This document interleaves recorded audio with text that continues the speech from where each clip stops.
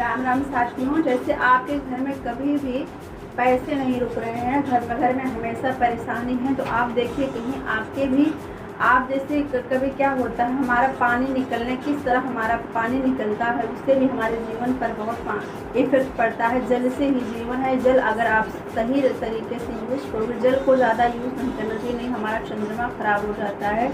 इससे जल को उतना ही रखिए जितना आपको यूज में आए। आप ज़्यादा बेकार मत करिए। जल देखिए, जल कभी भी दक्षिण दिशा से नहीं निकलना चाहिए। आपका जल जहाँ से आप स्नान करते हो, आप कोशिश करो कि हमेशा आपका जल या तो उत्तर दिशा की तरफ निकले या तो पूर्व दिशा की निकले। अगर आप दक्षिण पश्चिम की तरफ आपका जल का निकासी है, तो आप हमेशा घर में परेशानी रहने की कोशिश करिए। जो भी आप नाली बनाते हो उसको बंद करके बनाओ। नाली कभी खुली नहीं होनी चाहिए, इससे भी बहुत बड़ा वास्तु दोष होता है।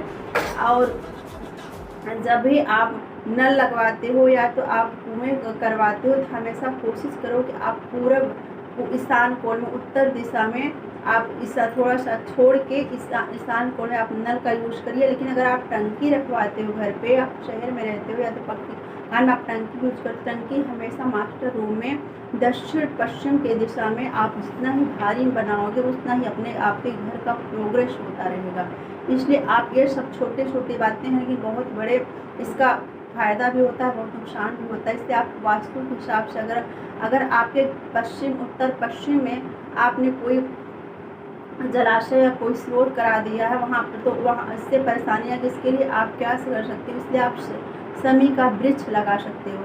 अगर आप समी के वृक्ष को आप एक गमले में लगा दोगे, तो इससे आपका वास्तु पश्चिम दिशा का जो वास्तु दोष होता है वो खत्म हो जाता है। आप उसको गमले में रखिए और आप हर शनिवार को उसमें जल फूल चढ़ा के आप एक दीपक जलाइए, क्योंकि शमी का वृक्ष जो होता है बहुत बड़ा वास्तु दोष का नाश करता है।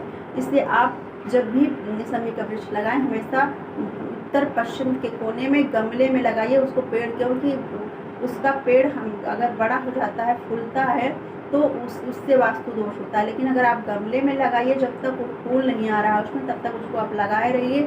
अगर जब उसमें फूल आना शुरू हो जाए तो उसे किसी मंदिर या किसी धर्मशाला में, धर्म स्थान में ले जाके उसको आप वहाँ लगा सकते हैं। जय श्री राम।